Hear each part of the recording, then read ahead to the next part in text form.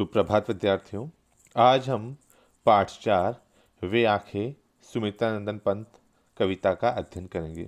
विद्यार्थियों, पूर्व में हमने इस कविता के एक काव्यांश का अध्ययन किया था। आज हम उसे पुनः दोहरा लेते हैं और उसके पश्चात कविता के अगले अंश का अध्ययन करेंगे। अंधकार की गुहा सरीखी उन आंखों से डरता है मन, भरा दूर तक उनमें दारुण दैन्य दुख का नीरव रोदन। वह स्वाधीन किसान रहा अभिमान भरा आंखों में इसका, छोड़ उसे मझधार आज संसार कगार सदृश बह किसका। विद्यार्थियों, पिछली कक्षा में हमने इस काव्यांश का अध्ययन किया था। तो इस काव्यांश के माध्यम से कवि पंत जी किसानों का जो शोषण और जो उनकी दयनीय दशा है उसका वर्णन कर रहे हैं, और इस कविता के माध्यम से किसानों की जो दयनीय स्थिति है उसका मार्मिक मतलब मन को छूने वाला वर्णन उन्होंने किया है। किसानों का शोषण किया जा रहा है और उनके शोषण के कारण जो उनकी आंखें हैं, किसान की आंखें मानो अंधेरी गुफा के समान हो गई है। गुहा सरीखे मतलब गुफा के समान हो गई है, और जिसको देखकर लेखक पंत जी का मन भी भयभीत हो जाता है और उनकी आंखों को देखकर ऐसा प्रतीत होता है मानो कोई कष्ट, दुख या मौन जो रुदन पीड़ा के भाव उसकी आंखों में छिपे हुए हैं। वह स्वाधीन किसान रहा अभिमान भरा आंखों में इसका, छोड़ उसे मझधार आज संसार का गा सदृश बह किसका। कवि कह रहे हैं कि हमारे देश का जो किसान था वह स्वाधीन रहा था, वह स्वतंत्र रहा था। उसके खुद के अपने खेत थे, उसकी आंखों में स्वाभिमान था, अभिमान था, परंतु संसार ने उसे अनेक समस्याओं से त्रस्त छोड़ दिया, बीच मझधार में छोड़ दिया है। किसानों का शोषण किया जा रहा था, उनको अपने अधिकारों से वंचित कर दिया, उनकी ज़मीनें हड़प ली जाती थी, तो उनकी समस्याओं को बीच मझधार में छोड़कर दिया गया है। आज वह किसान अकेला पड़ गया, उसकी सहायता करने के लिए कोई भी नहीं रहा है। विद्यार्थी, अब काव्यांश का दूसरा जो अंश है उसका हम अध्ययन करते हैं। लहराते वे खेत द्रगों में हुआ बेदखल वह अब जिनसे, हंसती थी उसके जीवन की हरियाली जिनके तृण तृण से, आंखों में ही घूमा करता वह उसकी आंखों का तारा, कारकुनों की लाठी से जो गया जवानी ही में मारा। विद्यार्थियों, इस काव्यांश में कवि कह रहे हैं कि किसान की आंखों में पहले उसके खेत लहराते रहते थे, क्योंकि वह जमीनों का, खेतों का मालिक था। वह खेत उसकी आंखों में लहराते रहते थे, लेकिन हुआ बेदखल वह अब जिनसे, लेकिन अब वह उनसे बेदखल हो गया, अर्थात उसके खेत उससे छीन लिए गए हैं। प्राचीन समय में जो जमींदारी प्रथा थी, जमींदार क्या करते थे, किसानों को खेत उपलब्ध कराते थे, खेत के पट्टे और उनकी जो अधिकार थे वह सौंपते थे, लेकिन किसानों के अधिकारों को, किसानों के खेतों को जमींदारों ने छीन लिया, हड़प लिया था। इस कारण से उनको बेदखल कर दिया गया, उनके खेत छीन लिए गए हैं। हंसती थी उसके जीवन की हरियाली तिनके तन तन में, और उसके खेतों में हरे हरे तिनकों की जो हरियाली थी वह लहराती रहती थी। हरे भरे खेत उसके मन को प्रसन्न करते थे। उस हरियाली को देखकर उसका जीवन भी खिलखिलाता रहता था, और स्थिति परिवर्तित हुई है, और स्थिति परिवर्तन होने के साथ ही उनकी स्थिति दयनीय हो गई है। जहाँ पहले उसकी आंखों के आगे खेत लहलहाया करते थे, उन खेतों को अब बेदखल कर दिया गया है, जमींदारों ने उनके खेत हड़प लिए हैं, और जो हरियाली उसके खेतों में विद्यमान थी वह उसके जीवन को सुखमय बनाती थी। लेकिन आज अफसोस के भाव है कि आज वह सब कुछ कहीं गुम हो गए हैं, खो गए हैं, वह उसे अब नजर नहीं आते हैं। आंखों ही में घूमा करता वह उसकी आंखों का तारा, कारकुनों की लाठी से जो गया जवानी ही में मारा। किसान की जो जमीन थी, वो उस जमीनों पर धीरे धीरे जमींदार अपना अधिकार कर रहे थे।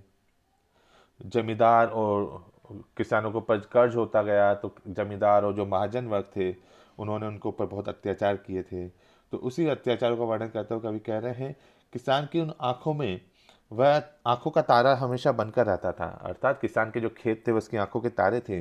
आंखों का तारे मुहावरा है, यानी अत्यंत प्रिय होना, बहुत प्रिय होना, ये मुहावरा है। किसानों की आंखों में हमेशा अपने सुंदर सुंदर हरे भरे खेतों की का जो स्वरूप है वह विद्यमान रहता था। हस्ती थी उसके जीवन की, सॉरी, कारकुनों की लाठी से जो गया जवानी ही में मरा। लेकिन किसान के जो जवान हैं बेटों को जमींदारों के जो कारिंदे हैं वे लाठी से पीट पीट कर उन्होंने मार डाला, अर्थात उन्हें बेबस कर दिया। जमींदार और जो साहूकार थे वे क्या करते थे, वह अपने सेवकों को भेजते थे और किसानों को परेशान करने के लिए लाठियों से मारते थे और उन्हें खेत से बेदखल करने करने का प्रयत्न करते थे।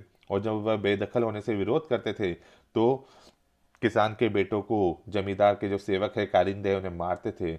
और इस तरह से मार मार कर किसान के जो इकलौता जवान बेटा था उसको भी जो जमींदार है, जमींदार के कारकुन जो थे, जमींदार के जो सेवक थे, उन्होंने उसे मार दिया। तो वह किसान की जो अत्यंत निराशाजनक स्थिति है उसका वर्णन कवि कर रहे हैं कि किसान को पर कर्ज हो जाता है और जो जमींदार है उनकी ज़मीनों को हड़पने का प्रयत्न करते हैं। और जब वह उसका विरोध करते हैं तो विरोध करते करते ही क्या होता है, किसान के बेटे को जमींदार के जो सेवक है वे डंडों से पीट पीट कर मार देते हैं। बिका दिया घर द्वार महाजन ने न ब्याज की कौड़ी छोड़ी, रह रह आंखों में चुभती वह कुर्क हुई बरधों की जोड़ी। उजरी उसके सिवा किसे कब पास दुहाने आने देती, अह आंखों में नाचा करती उजड़ गई जो सुख की खेती। कवि कह रहे हैं कि बिका दिया घर द्वार महाजन ने न ब्याज की कौड़ी छोड़ी। जो महाजन अर्थात साहूकार जो ऋणदाता है उन्होंने क्या किया, किसान का घर द्वार सब कुछ बिका दिया और एक ब्याज की एक कौड़ी भी, एक पैसा भी नहीं छोड़ा, अर्थात सब कुछ उससे वसूला। तो किसान की जो स्थिति है उसका मार्मिक चित्रण कवि कर रहे हैं, कह रहे हैं कि किसान कर्ज में डूब गए तो महाजन ने क्या किया, किसानों के घर द्वार सब कुछ बेच दिया और उनके पास एक कौड़ी तक नहीं छोड़ी। रह रह आंखों में चुभती वह कुर्क हुई बर्धों की जोड़ी। और उसकी आंखों में वह बर्धो, बर्धो मतलब बैलों की जो जोड़ी थी वह रह रहकर पीड़ा उत्पन्न करती थी, जिससे उससे साहूकार ने उसकी ज़मीन को करवा कर उससे छीन लिया था। तो साहूकार जो थे उन्होंने उसकी ज़मीनों को नीलाम करवा दिया और उसकी बैल की जो जोड़ी थी उसको भी उससे छीन लिया। किसान बस अब उन्हीं के बारे में सोचता रहता था। तो किसान की जो अत्यंत प्रिय वस्तु थी खेत, वो उससे छीन लिए गए और उसका घर द्वार वो सब कुछ बिकवा दिया गया। यहाँ तक कि उसकी आजीविका का एक माध्यम जो था बैलों की जोड़ी, उसको भी छीन लिया, उसको भी नीलाम करा दिया गया।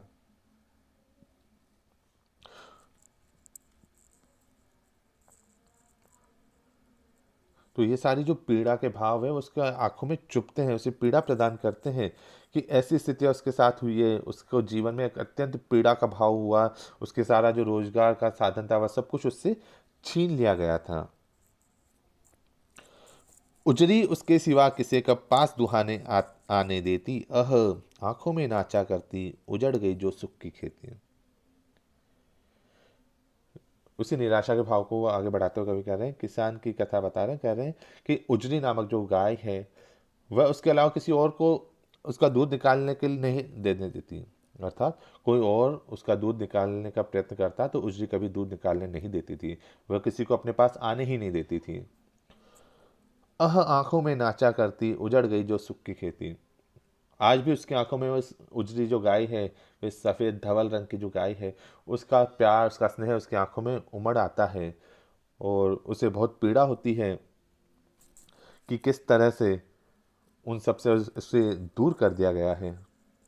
मजबूरीवश किसान को अपनी गाय को भी बेचना पड़ा था, अब वह उन सब से दूर हो गया है। तो ये सारे दृश्य उसकी आंखों में नाचते हैं और उसकी जो सुखपूर्वक जीवन जीने, सुखपूर्वक खेती करने के जो भाव थे वह सब अब उजड़ गए हैं।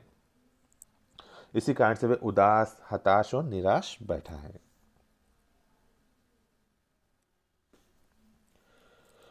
बिना दवा दर्पण के घरनी स्वर्ग चली आंखें आती भर, देख देख के बिना दुध मुही बिटिया 2 दिन बाद गई मर।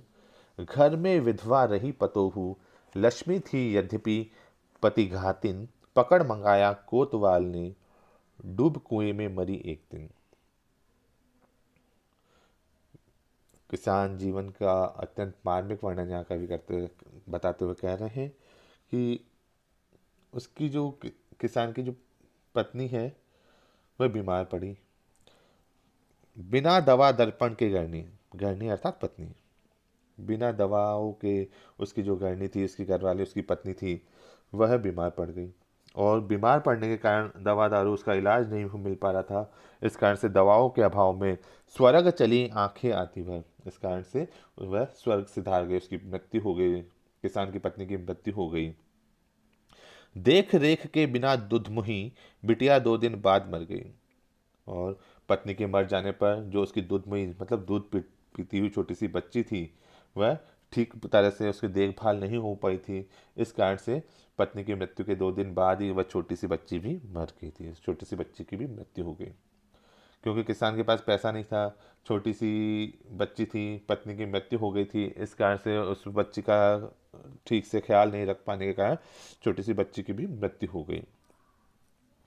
घर में विधवा रही पतोहू, लक्ष्मी थी यद्यपि पति घातिन, पकड़ मंगाया कोतवाल ने, डूब कुएं में मरी एक दिन। किसान का जो दुखी जीवन है उसका वर्णन करते हुए कवि कह रहे हैं कि किसान के घर में उसका जो पुत्र था जिसकी मृत्यु हो गई थी, जमींदारों के कारिंदों ने उसे पीट पीट के मार दिया था, उसकी पत्नी घर में रही। वह बेचारी बहुत ही दुखी थी और किस तरह से उसके साथ भी अत्याचार हुए और अत्याचार के कारण उसने आत्महत्या कर ली, उसका वर्णन कवि करते हुए कह रहे हैं कि किसान के घर में सिर्फ विधवा पतोहू, पतोहू मतलब पुत्र वधू रही थी, और लक्ष्मी थी यद्यपि पति घातिन, हालांकि वह घर की लक्ष्मी थी। और स्वभाव, उसके रूप और गुणों के कारण से जो स्त्री है उसे गृह लक्ष्मी भी कहा जाता है। तो वह यद्यपि पति घाती थी, वह लक्ष्मी तो थी लेकिन फिर भी पति घाती थी, यानी पति को मारने वाली थी। अर्थात प्राचीन समय में जो अशिक्षित और जो कम पढ़े लिखे लोग हैं वह विधवा स्त्री को दोष देते हैं कि इसी के कारण से उसके पति की मृत्यु हुई है, तो इस कारण से उसे घातिन भी कहा गया है। और उसे बार बार में उल्हाने दिए जाते थे, उसे बार बार में लोग टोकते थे और उसको कहते थे कि इसके कारण से इसके पति की मृत्यु हो गई, तो इस तरह की बातें कही जाती थी। इस कारण से यद्यपि पति गाते हैं, यद्यपि वह लक्ष्मी तो थी, फिर भी क्या कहा गया कि समाज के लोग उससे क्या कहते थे, पति घातिन कहते थे, पति को मारने वाली या पति को खाने वाली कहते थे। पकड़ मंगाया कोतवाल ने, डूब कुएं में मरी एक दिन। और वह जो किसान की जो पुत्र वधू थी, उस पुत्र वधू को वहाँ के जो कोतवाल थे, पुलिस थाने के जो कोतवाल थे, उन्होंने अपने पास में पकड़वा कर बुलवाया और उसके साथ गलत आचरण किया, उसका दुष्कर्म किया। और उस दुष्कर्म के कारण वह उसकी लज्जा भंग हुई और इस कारण से वह आत्म संतुष्टि से दूर होकर उसे शर्मिंदगी का अनुभव हुआ और उसकी लज्जा छीन जाने के कारण से वह डूब कुएं में मरी एक दिन, और कुएं में जाकर डूब कर मर गई थी, क्योंकि उसके साथ दुष्कर्म किया गया था कोतवाल ने, और उसके साथ दुष्कर्म होने की घटना के कारण से वह डूबकर कुएं में मर गई थी। खैर पैर की जूती जोरू, न सही एक दूसरी आती, पर जवान लड़की की सुध कर सांप लौटते फटती छाती। पिछले सुख की स्मृति आंखों में क्षण भर एक चमक है लाती, तुरंत शून्य में गढ़ व चितवन तीखी नोक सदृश बन जाती। कवि यहाँ बता रहे हैं कि उसकी पत्नी की मृत्यु हो गई, पुत्र की मृत्यु हो गई, पुत्रवधू ने भी आत्महत्या कर ली, तो ये सारी स्थितियाँ उसके साथ में घटित हुई थी। और फिर कहा खैर पैर की जूती जोरू, लेकिन औरत को उसने क्या समझा, पैर की जूती के समान समझा, यानी पैर की एक जूती फट जाए तो उसे बदल कर जैसे दूसरी पहन ली जाती है, वैसे ही प्राचीन समय में कुछ लोगों की ऐसी मान्यता थी, ऐसी सोच थी कि पत्नी की मृत्यु के पश्चात दूसरी पत्नी भी लाई जा सकती है। तो आज यदि उसका पुत्र जीवित होता तो वह पुत्र वधू के मर जाने पर उसकी दूसरी शादी भी करा देता। इसी प्रसंग के आने पर वह अपने जो मरा हुआ बेटा है उसे याद करता है और उसको याद करके ही उसकी छाती पर सांप लौटने लगते हैं और उसे और दुख होता है। पर जवान लड़के की सुध कर, मतलब जवान लड़के को याद करके सांप लौटते ही फटती छाती, वह व्याकुल हो जाता है, उसकी छाती फटती है, उससे बहुत दुख होता था। पिछले सुख की स्मृति आंखों में, पिछले जो सुख थे उसकी स्मृति, स्मृति अर्थात यादें आंखों में क्षण भर एक चमक है लाती। किसान का जो बीता हुआ समय था वह बहुत सुखी था, तो उस सुख भरे दिनों की उसे याद आती है, और जैसे इसको वह सुख भरे क्षण याद आते हैं तो उसकी आंखों में एक चमक उत्पन्न हो जाती है। तुरंत शून्य में गढ़ वह चितवन तीखी नोक सदृश बन जाती, परंतु तुरंत ही उसकी आंखों में जो आई चमक थी वह बुझ जाती है, और उसकी आंखें फिर से शून्य में टकटकी लगाकर एकटक देखने लगती हैं। उसका वह जो प्राचीन सुखमय जीवन था वह उसे स्वप्न जैसा प्रतीत होता है, और उसके जीवन में फिर से एक शून्यता, एक शांति और एक दुख का भाव उत्पन्न हो जाता है। तो जीवन के पिछले क्षणों को याद करके उसके हृदय में जो तीखी नोक के समान जो कांटे चुभते हैं और वह उसे बहुत पीड़ा देते हैं, और जो जीवन की सारी स्मृतियाँ थी वह उसे दुख प्रदान करने वाली लगती है।